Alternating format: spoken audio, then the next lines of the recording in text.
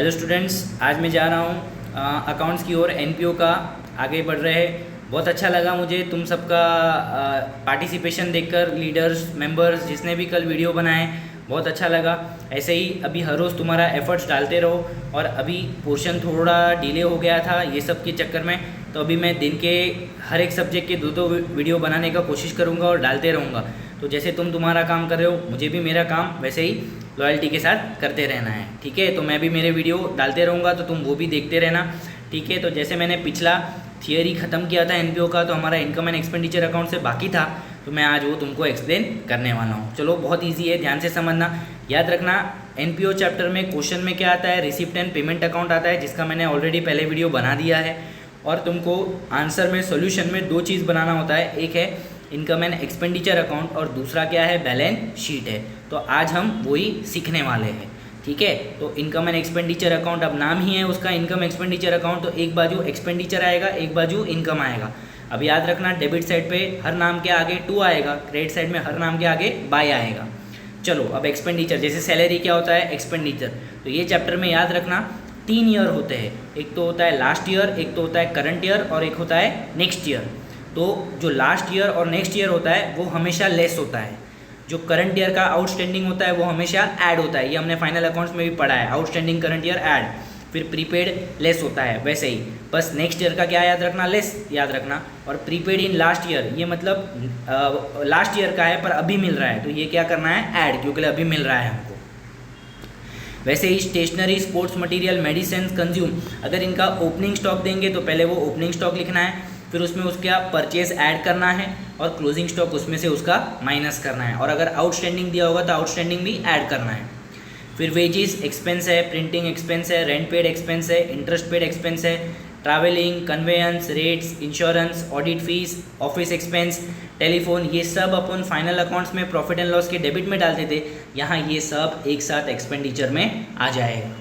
वैसे ही मैं अभी इनकम पे जाता हूँ, तो जैसे यहाँ सैलरीज फेवरेट है, सैलरीज पे ये 4 एडजस्टमेंट आते हैं, last year, next year, current year के। वैसे ही इनकम साइड सब्सक्रिप्शन फेमस है, उस पर भी ये 4 एडजस्टमेंट आते हैं। यहाँ सब पेड वाला है, यहाँ सब रिसीव्ड वाला है, क्योंकि subscription is income and salary is expenditure, वो पे करना होता है इसलिए पेड लिखा है, सब्सक्रिप्शन मिलने वाला है इसलिए रिसीव्ड लिखा है, ठीक है। तो इधर भी जो लास्ट ईयर का है वो लेस होगा, जो नेक्स्ट ईयर का है वो लेस होगा, जो करंट ईयर का आउटस्टैंडिंग है वो ऐड होगा, और receive during the last year for current year ये ऐड होगा। तो यहाँ भी ये 4 चीज़ तुमको याद रखनी है। तो सैलरी का वो 4 चीज़ और सब्सक्रिप्शन का ये 4 चीज़ अपने को अच्छे से याद रखना है। यही इंपॉर्टेंट पार्ट है इस पूरे लेजर अकाउंट का, ये पूरे फॉर्मेट का। अब rent received is income, interest received is income, investment, interest received on investment भी, या interest received on fixed deposit, ये भी इनकम हो जाएगा। डिविडेंड रिसीव्ड इनकम हो जाएगा। गवर्नमेंट ग्रांट जनरल वाला इनकम हो जाएगा। ग्राउंड रेंट रिसीव्ड, ये भी इनकम हो जाएगा। सन्ड्री रिसीव्ड, एंट्रेंस फीस, फिर एडमिशन फीस, फिर लाइफ मेंबरशिप फीस अगर जनरल है तो, डोनेशन जनरल है तो, tennis receipt, restaurant receipt, collection for annual function, ये सब का सब इनकम में आएगा। नेक्स्ट पेज जाता हूँ मैं।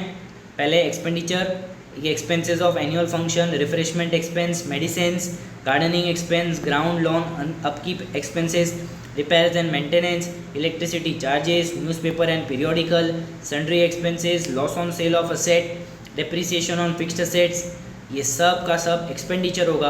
और अगर डेबिट साइड बैलेंसिंग फिगर आता है तो उसको हम एक्सेस ऑफ इनकम और एक्सपेंडिचर सरप्लस बोलेंगे। जैसे अपन फाइनल अकाउंट्स में ग्रॉस प्रॉफिट, नेट प्रॉफिट लिखते थे या बैलेंसिंग फिगर करते थे डेबिट में, वैसे अगर यहाँ इनकम एक्सपेंडिचर अकाउंट में अगर तुमको डेबिट साइड बैलेंसिंग फिगर आएगा तो वो क्या हो जाएगा, तो वो हो जाएगा तुम्हारा सरप्लस हो जाएगा। उसको क्या बोलेंगे हम, सरप्लस बोलेंगे। जो यहाँ दिख रहा है excess of income over expenditure, वो क्या हो जाएगा, सरप्लस हो जाएगा। वैसे ही अब मैं इनकम की ओर बढ़ता हूँ। तो इनकम की ओर बचे हुए कौन से है, by proceeds from entertainment, profit on sale of asset, excess of expenditure over income. तो अगर तुमको क्रेडिट साइड बैलेंसिंग फिगर आएगा तो क्या होगा, excess of expenditure over income, उसको डेफिसिट बोलेंगे। वहाँ अपन ग्रॉस लॉस या नेट लॉस बोलते थे, यहाँ उसको डेफिसिट बोलना है और ये पूरा सेंटेंस लिखना है, excess of expenditure over income करके, ठीक है। तो इससे ये इनकम एंड एक्सपेंडिचर हमारा फिनिश हो जाएगा। तो ये एक इसका वीडियो बनाता हूँ और बैलेंस शीट के लिए मैं एक दूसरा वीडियो शेयर करूँगा।